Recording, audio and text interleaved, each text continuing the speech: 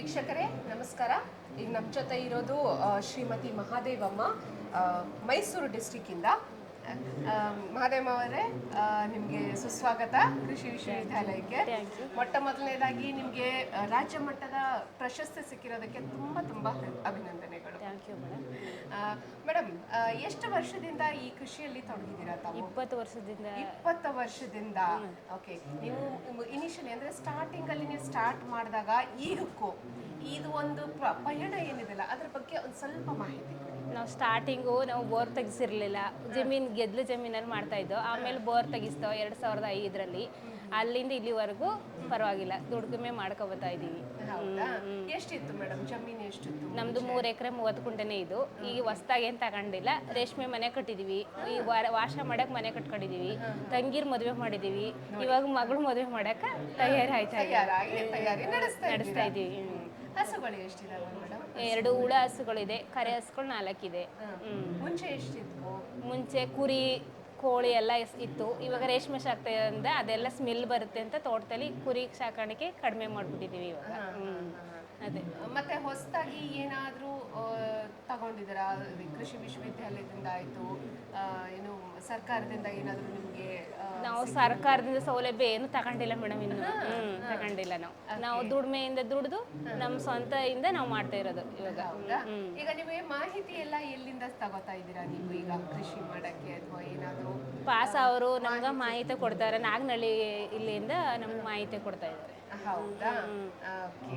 ಈಗ ಮುಂದೆ ಮತ್ತೆ ಇನ್ನೇನಾದ್ರೂ ಪ್ಲಾನ್ಸ್ ಇದೆನಾ ನಿಮ್ದು? ಏನೇನ್ ಮಾಡ್ಬೇಕು? ಈಗ ನಾವು ಮತ್ತೆ ಲೆಮನ್ ಗ್ರಾಸ್ ಹಾಕಿದೀವಿ, ರೇಷ್ಮೆ ಹಾಕಿದೀವಿ, ಮತ್ತೆ ಅಲಸಂದೆ, ಜೋಳ, ಭತ್ತ ಎಲ್ಲ ಹಾಕಿದೀವಿ ಇವಾಗ. ಈಗ ರೇಷ್ಮೆ ಬಗ್ಗೆ ಹೇಳ್ತಾ ಇದ್ದೀರಲ್ಲ, ಇದನ್ನ ಶುರು ಹೇಗ್ ಮಾಡಿದ್ರಿ ನೀವು? ನಾವು ಫಸ್ಟ್ ತಟ್ಟೆಲಿ ಮೇಯಿಸ್ತಿದ್ವು ಮನೆಯಲ್ಲಿ. ಆಮೇಲೆ ನಾವು ಇದಾಗಲ್ಲ, ವರ್ಕೌಟ್ ಆಗಲ್ಲ ಅಂತ ರೇಷ್ಮೆ ಮನೆಗೆ ಲೋನ್ ತಗೊಂಡು ಮನೆ ಕಟ್ಟಿ ತೋಟದಲ್ಲಿ ಇವಾಗ ಮನೆ ಮಾಡಿ ಮೇಯಿಸ್ತಾ ಇದೀವಿ. ಮಾಹಿತಿ ಎಲ್ಲಿಂದ ಸಿಕ್ಕಿದೆ ಮೇಡಮ್ ನಿಮ್ಗೆ? ನಮಗೂ ರೇಷ್ಮೆ ಅಲ್ಲಿಂದ ನಮ್ಗೆ ಮಾಹಿತಿ ಕೊಟ್ಟಿದ್ರು ಮೇಡಮ್.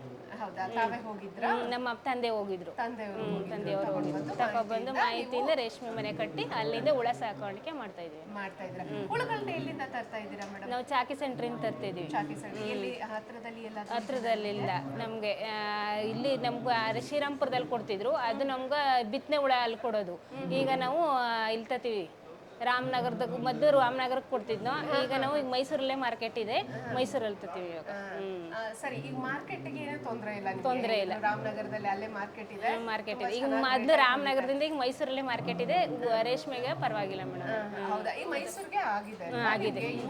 ಹತ್ರ ಆಯ್ತು 15 ಕಿಲೋಮೀಟರ್ ಆಯ್ತು ನಮ್ಮೂರಿಂದ ಅಲ್ಲಿಗೆ. 15 ಕಿಲೋಮೀಟರ್. ಮೇಡಮ್, ಈಗ ತಾವು ಅಷ್ಟೇನಾ ಅಥವಾ ತಮ್ಮ ಯಜಮಾನ್ರು ಕೃಷಿ? ಅವ್ರ ಯಜಮಾನ್ರು ಖುಷಿಲೇ, ತಂದೆ ತಾಯಿ ಯಜಮಾನ್ರು ಮಗ ಎಲ್ಲರೂ ಖುಷಿಲೇ ಇರೋದು ಈಗ. ಮದುವೆ ಆದ ತಕ್ಷಣ ನೀವು ನಾವು ತಂದೆ ಮನೇಲೇ ಇರೋದು, ಅದರಿಂದ ನಾವು ಎಲ್ಲರೂ ಒಟ್ಟಿಗೆ ಮಾಡ್ತಾ ಇದ್ದೇವೆ. ಹೌದಾ ಮೇಡಮ್? ಈಗ ಯುವ ಪೀಳಿಗೆ ಏನಂತ ಸಂದೇಶ ಕೊಡಕ್ ಇಷ್ಟಪಡ್ತೀರಾ? ಅಲ್ಲ, ಇರುತ್ತಲ್ಲ, ಈಗ ನಿಮ್ಗೂ ಮಕ್ಳಿದ್ದಾರೆ, ಸೊ ಈ ಕೃಷಿಯಲ್ಲಿ ಇಷ್ಟೊಂದು ಲಾಭ ಎಲ್ಲ ಬರ್ತಾ ಇದೆ, ಆದ್ರೂ ನಿಮ್ ಮಕ್ಕಳನ್ನ ನೀವು IT ಸೆಕ್ಟರ್ಗೆ ಅಂದ್ರೆ ಇಂಜಿನಿಯರಿಂಗ್ ಮಾಡಿಸ್ಬೇಕು. ಇಂಜಿನಿಯರಿಂಗ್ ಏನ್ ಮಾಡ್ತಾ ಇಲ್ಲ, ಅವನು ಡಿಗ್ರಿ ಮಾಡ್ತಾ ಇದ್ದಾನೆ ಮಗ. ಅವನು ಅದು ಮುಗಿದ್ಮೇಲೆ ನಾವು ಅವನು ವ್ಯವಸಾಯಕ್ಕೆ ತಗೊಳ್ಳೋಣ ಅಂತ ಅನ್ಕೊಂಡಿದೀವಿ. ಅಲ್ಲೇ ಇದೆ ನೋಡಿ. ಆ ಯೋಚನೆ ಹೇಗ್ ಬರುತ್ತೆ ನಿಮ್ಗೆ? ಯಾಕೆ ಜಾಬ್ ಕಳಿಸ್ಬಾರ್ದು ಅಂತ? ಜಾಬ್ ಕಳಿಸಿ ಅಲ್ಲೋಗಿ 10,000 5,000 ತಿಂಗಳನ್ಗಂಟೆ ಕಾಯೋದಕ್ಕೆ ಇಲ್ಲೇ ಮಾಡಿದ್ರೆ ನಾವು ತಿಂಗಳನ್ಗಿಂತ ಅದಕ್ಕಿಂತ ಜಾಸ್ತಿ ಸಂಬಳ ತಗೋಬಹುದು ಅಂತ ಮಾಡ್ತಾ ಉದ್ದೇಶಕ್ಕೆ ಮಾಡ್ತಾ ಇದೀವಿ. ಸೊ ಈಗ ನಿಮ್ಮ ಮಗನ್ನು ಕೃಷಿಗೆ ತಗೊಳ್ಳೋಣ ಅಂತ ನಿಮ್ದು. ಈಗ ನಿಮ್ಮನ್ನ ನೋಡಿ ಯಾರಾದ್ರೂ ಮತ್ತೆ ಹೆಣ್ಮಕ್ಳು ಏನಾದ್ರೂ ಕೃಷಿಗೆ ಬರ್ಲಿ ಅಂತಾನೆ ಉದ್ದೇಶಕ್ಕೆ ಈ ತರ ಮಾಡ್ತಾ ಇದೀವಿ ಮೇಡಮ್.